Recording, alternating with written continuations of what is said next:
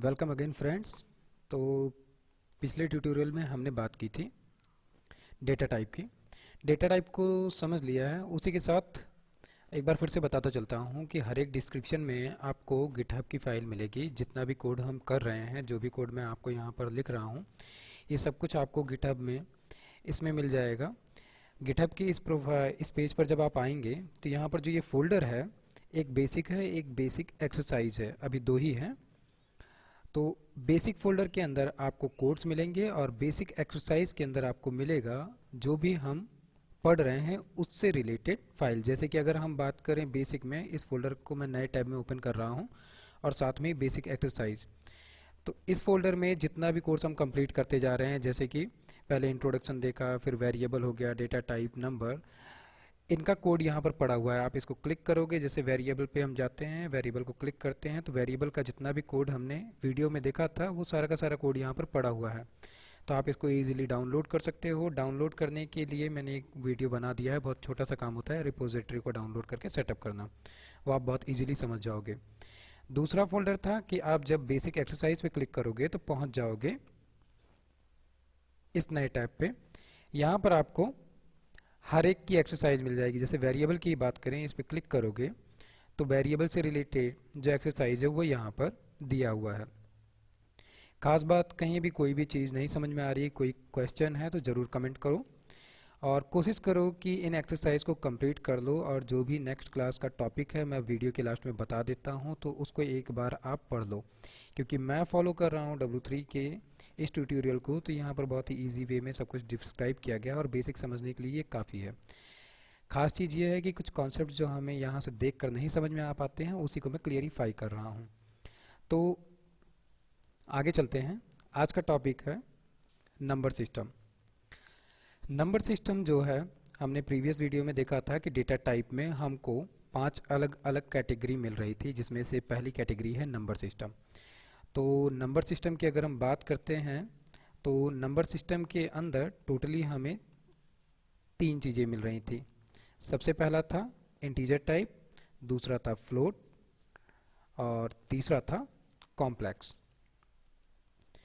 इन्हीं को हम यहाँ पर समझेंगे कि हम नंबर सिस्टम में कैसे इनका यूज कर रहे हैं। तो जो लोग पहले से जानते हो बहुत अच्छी बात है, जो नहीं जानते उनको भी कंफ्यूज होने की ज़रूरत नहीं है। ये नॉर्मली मैथ का ही कॉन्सेप्ट है जो हम मैथ में पढ़ते आ रहे हैं कि हमको अगर वेरिएबल बनाना है, मान लो एक a इक्वल टू 5, तो यहाँ पर ये जो नंबर है ये कैसा नंबर है, ये एक इंटीजर नंबर है, क्योंकि ये नॉर्मली 1 2 3 करके नंबर है। इसको प्रिंट करके अगर हम देखना चाहते हैं तो सिंपली क्या करते हैं, a लिख देते हैं, प्रिंट हो जाएगा।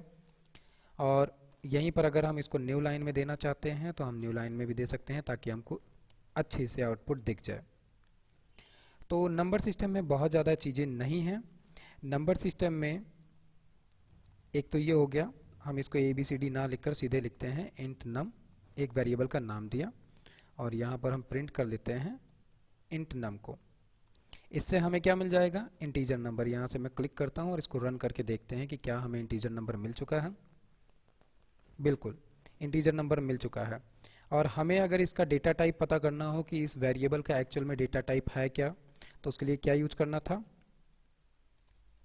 ये छोटी छोटी चीज़ें हैं, एक बार में ना याद हो तो उसके लिए कोई टेंशन की बात नहीं है, धीरे धीरे याद हो जाएगी। हमको यूज करना था टाइप फंक्शन का। टाइप से हमें क्या पता चल जाएगा कि इस वेरिएबल का डेटा टाइप एक्चुअल में क्या है। अब हम रन करेंगे तो हमें इसकी क्लास भी मिल गई और वेरिएबल में जो वैल्यू पड़ी हुई थी 5 वो भी मिल गई। इसी तरीके से सबसे इम्पॉर्टेंट चीज़ है कि आप कमेंट ज़रूर करते चलो। जैसे मैं हर एक जगह पे कमेंट करता रहता हूँ, इससे आपको बहुत फ़ायदा होगा, क्योंकि मैं तो सीख चुका हूँ, बेसिक मेरा अच्छे से कंप्लीट है। बहुत लोगों को बहुत सारी बार मैंने ट्रेनिंग दी है तो मेरा कंप्लीट है, बट मेरी भी स्टार्टिंग जब हुई थी तो मैंने यही सोचा कि इन चीज़ों को कैसे रिड्यूस किया जाए, जो चीज़ें सीखनी है उनको हम कैसे सीखें। उसके लिए खास चीज़ डेवलपमेंट में है कमेंट, जिनको कि लोग छोड़ देते हैं, नहीं करते हैं, बट ये कमेंट ज़रूर करो। दूसरा हमको देखना है फ्लोट नंबर। तो फ्लोट नंबर का केस क्या है, सिंपली फ्लोट नम, वेरिएबल का नाम हमने लिया, वेरिएबल नाम हम चाहे जैसे ले सकते हैं। कॉन्सेप्ट क्या था वेरिएबल का, कि स्टार्टिंग में हम कोई भी नंबर नहीं लेंगे, बस अल्फ़ाबेट से स्टार्ट होगा, बीच में या लास्ट में हम डिजिट ले सकते हैं। इसमें कोई भी स्पेशल कैरेक्टर यूज नहीं होता है, केवल एक होता है अंडरस्कोर। तो वेरिएबल का नाम हमने ले लिया और इसमें हमने एक वैल्यू दे दी 4.4। इसको भी हम प्रिंट कर लेते हैं और प्रिंट करने के साथ में ही न्यू लाइन दे दिया और हमने फ्लोट नम को प्रिंट कर लिया। और साथ में क्या देख लेते हैं इसका कि इसका डेटा टाइप क्या है। तो डेटा टाइप के लिए प्री डिफाइंड फंक्शन हमने लिया, टाइप और फ्लोट नंबर ले लिया। एक बार हम फिर से रन करते हैं तो अब क्या होगा, इंटीजर का तो हमने देखा ही था, वैसे ही हमें मिल गया फ्लोट का। इसी तरीके से जो तीसरा है वो कौन है, आपका कॉम्प्लेक्स। कॉम्प्लेक्स नंबर की अगर हम बात करें तो उसमें क्या खास चीज़ थी कि इसमें एक स्पेशल कैरेक्टर मिलता है जे, जिसकी वजह से ये क्या बन जाता है, एक कॉम्प्लेक्स नंबर बन जाता है। तो कॉम्प्लेक्स नम वेरिएबल ले लिया और यहाँ पर हमने क्या किया, कोई भी फ्लोट या इंटीजर जो भी लेना हमने लिया और हमने क्या दे दिया, एक जे दे दिया। इससे ये क्या बन गया, एक कॉम्प्लेक्स नंबर बन गया। इसको भी हम क्या करते हैं, न्यू लाइन लेते हैं ताकि अच्छे से दिखे। इसी के साथ में अगर हम प्रिंट में दिखाना चाहते हैं कि वो वैल्यू एक्चुअल में है क्या, तो हम यहाँ पर प्रिंट में लिख भी सकते हैं कि कॉम्प्लेक्स नंबर और यहाँ पर हमने दे दिया स्पेस, इसके बाद में हमने क्या दिया, कॉम्प्लेक्स नम। इसका भी डेटा टाइप चेक कर लेते हैं कि इसका डेटा टाइप एक्चुअल में है क्या। तो ये जो टाइप वाला कॉन्सेप्ट है ये आपको बहुत मदद आएगा आगे चल के। अभी भले ये हो रहा हो दिमाग में कि ये क्या है, बार बार हम क्यों चेक कर रहे हैं, मुझे तो पता चल गया है, बट एक्चुअल सिनेरियो में जब हम वर्क करेंगे इसका तो हमें पता चलेगा कि ये कितने इम्पोर्टेंट की चीज़ है। लास्ट वाला हमें क्या मिल गया, 4J क्या है, कॉम्प्लेक्स नंबर है, कॉम्प्लेक्स नंबर मिल गया। अब अगर आपको इससे अधिक अधिक क्यूरियोसिटी है नंबर सिस्टम को पढ़ने की, ये तो हम अभी जो बात कर रहे हैं वीडियोस में ये सब बेसिक कॉन्सेप्ट्स हैं। बेसिक हालांकि शुरुआत में जानना ज़रूरी है क्योंकि हम एकदम से एडवांस टॉपिक्स भी नहीं पढ़ सकते हैं। बट पाइथन के अंदर जैसे कि स्टार्टिंग में ही हमने बात कर ली थी कि बहुत सारी लाइब्रेरियाँ हैं और ये जो लाइब्रेरियाँ हैं बहुत सारे वर्क को आसान करती हैं। तो ऐसे ही नंबर सिस्टम जो है ना, ये अपने आप में बहुत वास्ट और बहुत बड़ा फील्ड है।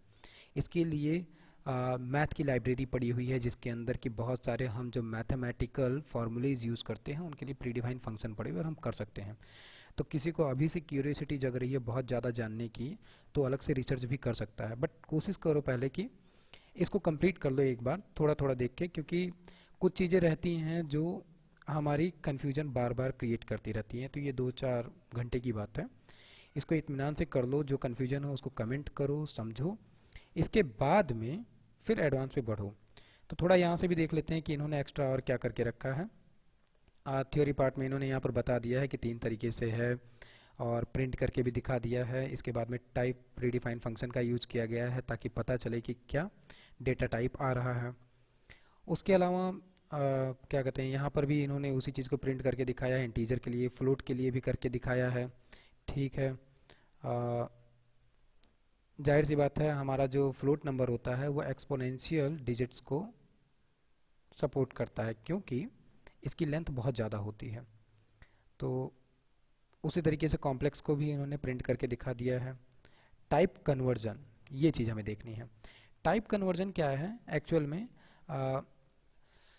टाइप कन्वर्जन में कुछ खास नहीं है, बस ये है कि हम नंबरों को कन्वर्ट कर देते हैं। जैसे एक इंटीजर नंबर है तो उसको हमने फ्लोट में कन्वर्ट कर दिया, फ्लोट है तो उसको हमने इंटीजर में कन्वर्ट कर दिया। इन्हीं को कहा जाता है टाइप कन्वर्जन। और इसके लिए हमें मिलता क्या है, प्रीडिफाइंड फंक्शन।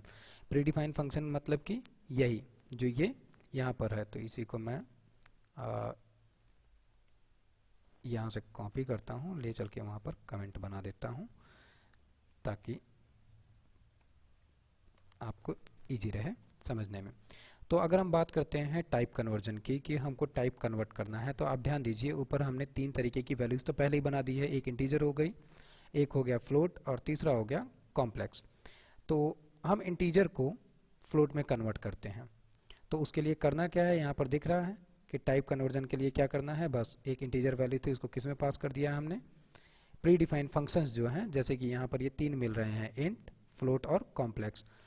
तो वैसे ही मान लो इंट टू फ्लोट एक हमने वेरिएबल बनाया। ध्यान देना इस वेरिएबल में मैंने क्या किया है, स्ट्रिंग नंबर भी लिखा है, मीन्स कि अल्फ़ाबेट भी है और डिजिट भी है। बट खास चीज़ क्या है कि ये स्टार्टिंग में ना होकर बीच में है डिजिट। तो हम क्या कर रहे हैं, इंटीजर नंबर को फ्लोट में कन्वर्ट करना है, तो उसके लिए हमने कौन सा फंक्शन ले लिया, प्रीडिफाइन फ्लोट, और इसके अंदर क्या पास कर दिया, जो हमारा इंटीजर वाला नंबर था ये वाला इंट नम। तो इंट नम पास किया। पास करने के बाद में हमें चेक क्या करना है कि इसका डेटा टाइप एक्चुअल में बदला भी कि जो था वही का वही रह गया है। तो टाइप चेक किया किसका, इंट टू फ्लोट का, और यहाँ पर हम कमेंट लिख देते हैं इंट टू, कमेंट का मीन्स की स्ट्रिंग लिख देते हैं इंट टू फ्लोट। रन करके देख लेते हैं कि क्या टाइप कन्वर्जन हुआ कि नहीं हुआ। इंट टू फ्लोट था, इस समय कैसा बन गया है, फ्लोट वेरिएबल बन गया है। और इसको अगर हम इस समय प्रिंट करके भी देखेंगे तो हमें क्या मिलेगा, फ्लोट वैल्यू। फ्लोट वैल्यू से अच्छा है कि हम यहाँ पर लिखते हैं इंट टू फ्लोट वैल्यू, तो इससे ये पता चल जाएगा कि वेरिएबल इंट फ्लोट की वैल्यू चेक कर रहे हैं हम। तो इंट टू फ्लोट, और एक बार फिर से रन करते हैं तो क्या होगा, 1.0 मिलेगा हमें, 5.0, क्योंकि इंटीजर वैल्यू क्या थी, 5 थी, उसको इसने क्या कर दिया, कन्वर्ट फ्लोट में। तो इसी तरीके से आप करना चाहते हो तो हम क्या कर सकते हैं, इसी को मैं यहाँ से कॉपी करता हूँ, कॉपी करने के बाद में फिर से पेस्ट किया, और इस बार हमारा नंबर क्या है, इस बार हमें क्या करना है, फ्लोट टू इंट करना है। और फ्लोट टू इंट जो करना है उस केस में क्या हो जाएगा, यहाँ पर हम कॉल करेंगे इंट फंक्शन को, और इंट फंक्शन में हम क्या करेंगे, कॉल करेंगे उस फ्लोट इंट वेरिएबल को जो कि हमने पहले से बना रखा है, फ्लोट नम। फ्लोट नम में क्या पड़ा हुआ है, पहले से 4.4 पड़ा हुआ है, और इसी को हम किस में कन्वर्ट कर देते हैं, एक इंटीजर में। तो यहाँ पर मैंने उसको पास किया, और इसके बाद में हमें यहाँ पर क्या चेक करना है, फ्लोट टू इंट, और यहाँ पर भी हम चेंज कर देते हैं इंट, फ्लोट टू इंट की वैल्यू क्या है, और यहाँ पर भी चेंज कर देते हैं फ्लोट टू इंट की टाइप क्या है। ठीक है, फ्लोट टू इंट। तो हम क्या कर रहे हैं, जो हमने एक फ्लोट वेरिएबल बनाया था उसकी वैल्यू को हमने इंट में पास किया, और चेक करते हैं कि क्या फ्लोट वैल्यू जो थी 4.4 वो चेंज हुई कि नहीं, बिल्कुल चेंज हो गई। क्या मिल गया वैल्यू में, 4.4 जो था वो हट चुका है। और ये कैसे बन गया डेटा टाइप, क्लास कैसे बन गई, इंटीजर। ठीक है, उसी तरीके से लास्ट वाला जो है वो क्या है, कॉम्प्लेक्स के लिए है। तो एक बार हम फिर से इसी को कॉपी कर लें, या कॉपी नहीं करता हूँ, लिखता हूँ, अदरवाइज हो सकता है किसी को कन्फ्यूजन हो समझने में थोड़ा बहुत, तो दिक्कत होगी। तो कॉम्प्लेक्स नंबर हमारे पास पड़ा हुआ है, हम इसको कन्वर्ट करते हैं इंटीजर में। तो complex to int equal to int, predefine function को कॉल किया और उसके अंदर किसको पास कर लिया, कॉम्प्लेक्स नम को। और कॉम्प्लेक्स नम के अंदर क्या पड़ा हुआ है, 4j पड़ा हुआ है। तो इसको हम प्रिंट करके भी चेक कर लेते हैं कि एक्चुअल में इसने कॉम्प्लेक्स नंबर को इंटीजर में किया कि नहीं किया। कॉम्प्लेक्स टू इंट वैल्यू, तो complex to int value print की, और उसी के साथ में हमने इसका चेक कर लिया क्या, डेटा टाइप। तो कॉम्प्लेक्स टू इंट टाइप, ये जो थोड़ा बहुत प्रिंट में मैं सजा के लिख रहा हूँ इसको ज़रूर किया करो, क्योंकि इससे ना ये पता चलता रहेगा कि कौन सी वैल्यू किस वेरिएबल की है। अदरवाइज़ जब बहुत सारे वेरिएबल्स को प्रिंट कर लोगे तो कई बार कन्फ्यूजन हो जाता है कि वैल्यू किसकी किसकी क्या क्या आ रही है। ऐसे चाहे जो आएगी पता चलता रहेगा। यहाँ पर हमें एट द लास्ट क्या मिल गया, एरर मिल गया। क्या एरर मिला कि can't convert complex to int, हम कॉम्प्लेक्स नंबर को इंटीजर में कन्वर्ट नहीं कर सकते हैं। क्यों नहीं कर सकते, क्योंकि वो जो एक्स्ट्रा जे लगा हुआ है उस चीज़ को यहाँ से नहीं हटाया जा सकता है। हमने नॉर्मल मैथ के केस में ये पढ़ा हुआ है कि दशमलव के बाद का जो भी अंक होता है हम उसको घटा बढ़ा सकते हैं। उसमें हम मिनिमम और मैक्सिमम देखते हैं कि 0.5 से अगर ऊपर वैल्यू होती है तो हम, मान लो कि 2.6 है तो उसको हम 3 कर देते हैं, या 0.5 से नीचे की वैल्यू होती है तो हम क्या कर देते हैं, 2.4 है तो उसको हम 2 में कन्वर्ट कर देते हैं।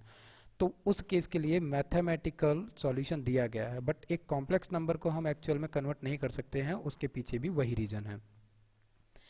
तो ये तो क्लियर हो गया कि हम जो है किसी भी कॉम्प्लेक्स नंबर को इंटीजर में कन्वर्ट नहीं कर सकते हैं। क्या इसको हम फ्लोट में कन्वर्ट कर सकते हैं? ठीक है, तो फ्लोट वैल्यू जो है, फ्लोट वैल्यू को अगर हमें कन्वर्ट करना हो तो अब क्या है, कॉम्प्लेक्स नंबर तो वही है 4j, और हमने यहाँ पर प्री डिफाइंड फंक्शन कौन सा कॉल कर लिया, फ्लोट को। सब कुछ वैसे रहने देते हैं, कहीं कोई चेंज करने की जरूरत नहीं, क्योंकि एट द लास्ट हम इसी वेरिएबल को प्रिंट करा रहे थे और इसी का टाइप देख रहे थे। तो इसके अंदर अब जो वैल्यू है वो फ्लोट है, तो इसको भी हम प्रिंट करके इसी वक्त क्रॉस चेक कर लेते हैं कि क्या ये पॉसिबल है कि नहीं। बिल्कुल नहीं। तो इससे ये समझ जाओ कि इंटीजर को फ्लोट में, फ्लोट को इंटीजर में हम कन्वर्ट कर सकते हैं, लेकिन कॉम्प्लेक्स नंबर जो है उसको हम कन्वर्ट नहीं कर सकते हैं। पहली चीज तो यहाँ पे इसको हम कमेंट करके, और यहाँ पर हम क्या लिख सकते हैं, यहाँ पर हम लिख सकते हैं कि कॉम्प्लेक्स नंबर को इंट या फ्लोट में कन्वर्ट नहीं कर सकते हैं।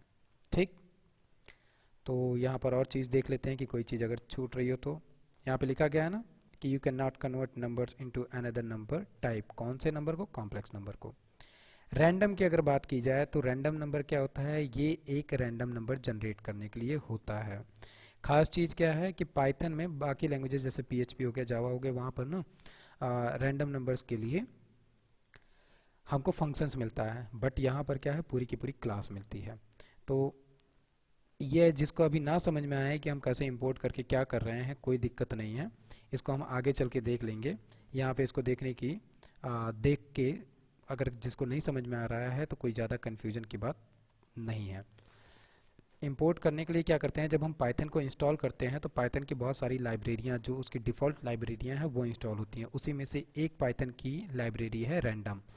खास बात क्या है कि अगर आप VS कोड पे कोडिंग कर रहे हो तो VS कोड में जब हम पाइथन को लिंक करते हैं तो इसकी लाइब्रेरियाँ यहाँ पर होती है, तो हमें सजेशन बाकायदे मिलता रहता है। जैसे रैंडम को हमने यहाँ पर क्या किया, इंपोर्ट कर लिया। जैसे ही इंपोर्ट करते हैं नीचे वाली लाइन देखो, यहाँ पर एनालाइजिंग होना चालू हो गया है बैकग्राउंड में। 27 78 आइटम्स क्या है, ये क्या कर रहा है, जैसे ही हमने इंपोर्ट करने के लिए कहा तुरंत ये बैकग्राउंड में इससे रिलेटेड जितने भी डिपेंडेंट फाइलें हैं उनको वो सिंक करना चालू कर दिया और थोड़ी देर में इससे लिंक अप कर देगा। तो यहाँ पर आप देख रहे होगे बहुत सारी फाइलें जो हैं वो बैकग्राउंड में एनालाइज हो रही हैं। तो एक बार जब हो जाएगा तो ये काम करना चालू कर देगा। तो जैसे डेटा टाइप जब पढ़ रहे थे तो डेटा टाइप में लिस्ट, डिक्शनरी, सेट, ये सब मिला था, उसके भी कई सारे प्रीडिफाइंड फंक्शंस थे। तो उसी तरीके से रैंडम के भी बहुत सारे प्रीडिफाइंड मेथड्स हैं जो कि इसके पीछे काम करेंगे। तो जैसे मेरे सिस्टम में ये अभी समय ले रहा है एनालाइज होने में, ऐसे ही आपके में भी ये पहली बार इसको यूज करते समय टाइम लेगा। इससे रिलेटेड जितनी भी डिपेंडेंट फाइलें हैं उनको ये पहले एनालाइज करेगा। इसके अलावा अभी पढ़ते समय किसी भी तरीके का कोई कन्फ्यूजन हो रहा है तो उसको कमेंट में ज़रूर लिखो, क्योंकि बेसिक अगर समझ में नहीं आता है तो आप एडवांस आगे समझने में दिक्कत होगी। देखो यहाँ से इसने एनालाइज कर लिया, नीचे से हट चुका है, और ये रैंडम जो है लाइब्रेरी ये सक्सेसफुली इंपोर्ट होकर इससे लिंक हो चुकी है। तो मैं अगर अब कोई भी रैंडम नम करके वेरिएबल बनाता हूँ और यहाँ पर क्या करता हूँ, रैंडम, और रैंडम जैसे ही मैंने डॉट किया इससे जितने भी प्रीडिफाइंड फंक्शन हैं उनका सजेशन आ गया। जिसको ये सजेशन नहीं दिख रहा है तो उसका एक शॉर्टकट है कि कंट्रोल दबाओ, कंट्रोल दबाए रखो और उसके साथ में स्पेस बटन दबाओ। तो इससे क्या होगा, आपको सजेशन दिखेगा, और सजेशन के साथ में देखो मैं कंट्रोल को दबाकर जैसे स्पेस दबा रहा हूँ, जिस किसी भी मेथड पर मैं हूँ उसका लेफ्ट साइड में थ्योरी आ जा रही है। ठीक है, तो ये सब क्या है, ये सब रैंडम से रिलेटेड प्री डिफाइंड फंक्शंस हैं, इतने सारे। चॉइस हो गया, तो हमको क्या देखना था, रैंडम में जो इन्होंने यहाँ पर कराया है रैंड रेंज, तो अगर डॉट किया रैंड रेंज आ गया सबसे ऊपर। इसकी थ्योरी यहाँ पर दी गई है। हर एक मेथड, अभी जब हम आगे चल के फंक्शन पढ़ेंगे तो फंक्शन में मेन चीज़ हम पढ़ेंगे कि एक फंक्शन जो होता है वो हमेशा आर्ग्यूमेंट्स को पास करता है, और जब कभी भी फंक्शन को कॉल किया जाता है तो वो फंक्शन कॉल होने के बाद में कुछ रिटर्न करता भी है।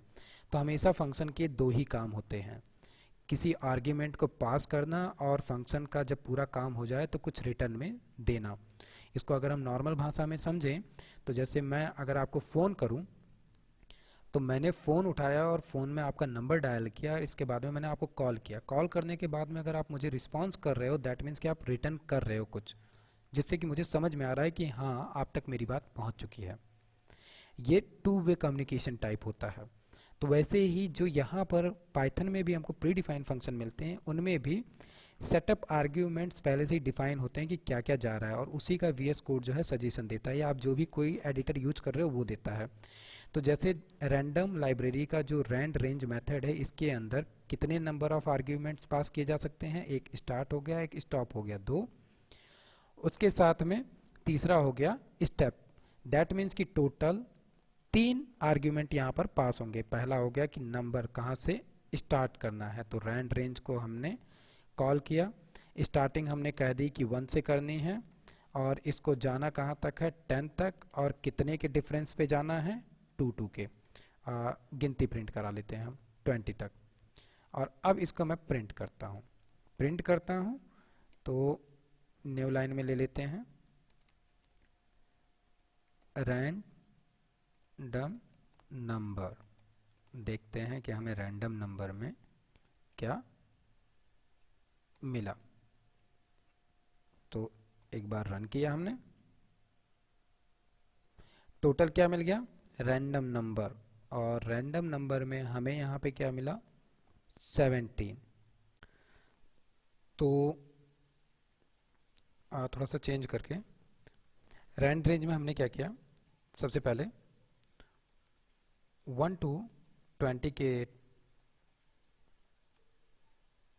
के बीच में एक रैंडम नंबर जनरेट किया, और हमने क्या कहा कि 1 to 20 के बीच में एक रैंडम नंबर जनरेट करके दो डिजिट की। तो इसको हम रन करते हैं,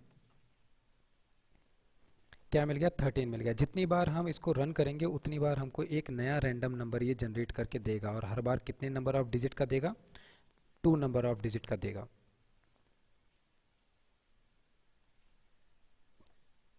ठीक है, 3 मीन्स कि 1 से 20 के बीच में ये बार बार हमें रैंडम नंबर जनरेट करके देगा। क्योंकि मैंने यहाँ पर 2 कह दिया है, तो मान लीजिए मैं यहाँ पर इसको कहता हूँ कि 1 से ही देना है, और इसको देना है 1000 के बीच में, और हमने रैंड नंबर क्या दे दिया 3।